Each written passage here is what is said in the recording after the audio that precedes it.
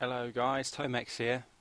Just realised my start recording shortcut is also a key to make my character go like that. Sorry about that. Here, quick video. Just really, I would like to tell you some opinions I have about MMOs and why modern MMOs just don't come up to scratch. Okay. You could say I've been playing MMOs for, well, I haven't been playing them in recent times, but I first played an MMO probably 16, 17 years ago, and that would have been Ultima Online. Absolute classic, genre-defining, brilliant game. I can't say enough good things about that game. And for me, that's the pinnacle of and from what I've played, that's the greatest MMO experience I've ever had. And as some of you, I'm sure, have noticed, this isn't going too well. Right here, I am playing Guild Wars 2. Now, I picked this up when it came on sale. I managed to obviously get a copy of the game for it was something like £5-6, something like that. It was cheap, and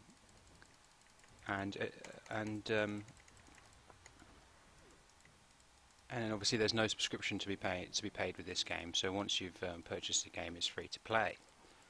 There are choices to make purchases using real money to improve your character or whatever, give you more inventory space, things like that. As you'll notice, I just died, and well, I'm not at all bothered about dying, because in this game, dying really means nothing. I'll just get put back to life, return to waypoint. It might cost me, I don't know, a minuscule amount of gold, and then I'm back in business. So, where's a waypoint I can use? There, I suppose. 13, cost me 13 bronze, or whatever it is. Copper, I don't know what it is.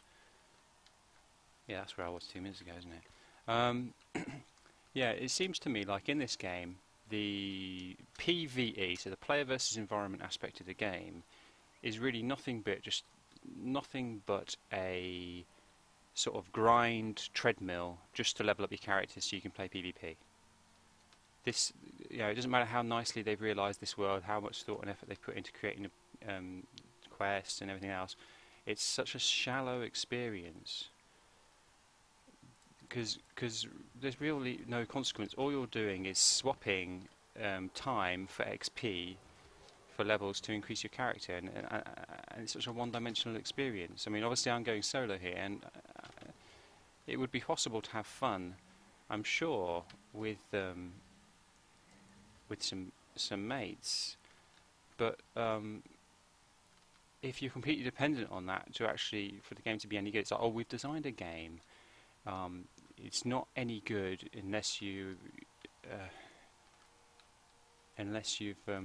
you make your own fun essentially with your friends, and that's where I'd like to mention again Ultima Online. Ultima Online, it had one map, which was the entire game. Everybody occupied it at the same time. You walk out of you had cities that were protected by guards. You leave the cities, and then you're vulnerable to monsters, other players. Anybody could attack you and kill you. If you were killed, all of your inventory, everything that you had on you, your armor, your weapons, any gold, everything else that you were carrying would be lost, and the first person to come along and loot your corpse would be the benefactor. So you had a real sense of loss and vulnerability, stepping out of protected areas. If you murdered a player, if you killed any other player without them attacking you first, you'd become your status would become murderer. So then your name, as you walked around the world, would be red, meaning any other player could come along and kill you with no consequence. In fact, they could probably claim a bounty from you. They could also loot your corpse without any negative consequence. Murderers and criminals. So if you stole or did any other or attacked somebody without killing them, you'd become a criminal. um, and that would allow. Um, sorry guys, I skipped on the video there. I accidentally stopped recording because of my dodgy shortcuts. Um, so yeah, what was I saying?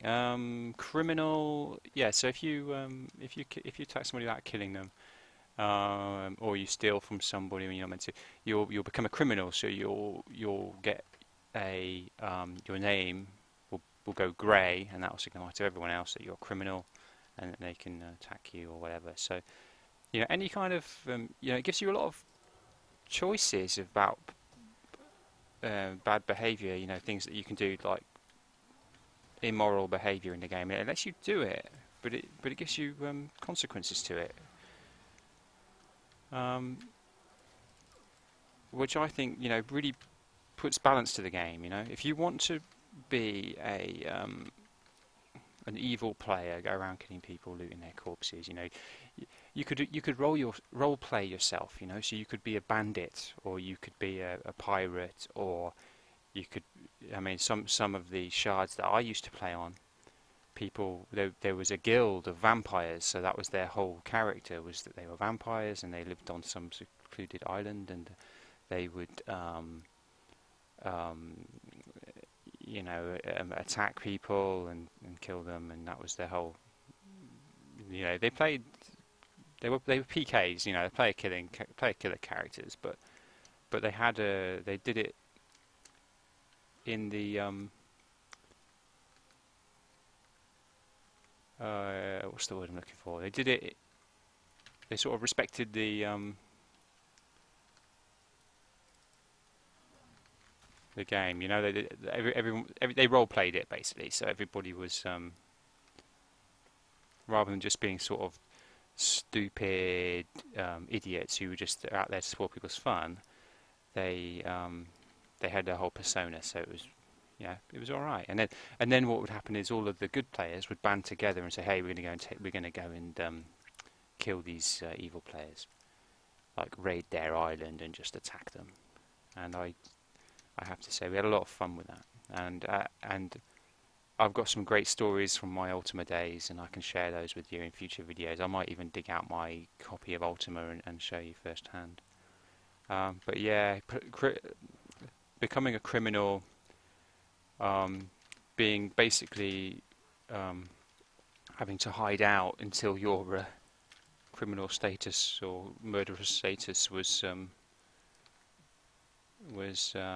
removed, until it wore off. You had to be some kind of outcast, an outlaw, like in real life, like say in the Wild West or the olden days. If you did some big crime, you'd have to go out and lay low. It's all about that. It's real consequences, and then if you'd have to weigh up any situation. Like I'm playing this, I'm just running into these crowds of enemies, not knowing how strong they are really, and without really caring. If this was Ultima now, and I'd got my best armor and other gear on me, I'd have one finger hovered above. I'd have my hide button. I'd have my rune, to teleport me away if the first sign of trouble. Like if I saw a red player, a player killer come in, I'd be teleporting away as soon as I could. With my there's a spell, a mage's spell in the game which you can teleport. But here I'm just running into groups of enemies, not knowing how strong they are, not caring, because really if they kill me, who cares? It's no big deal. In that game, even if there's no one here to steal my stuff from my corpse, it's only NPC monsters. If I die here in Ultima, I'm going to have to come back as a well, first of all, my body will drop dead, and I'll be a ghost in this very spot.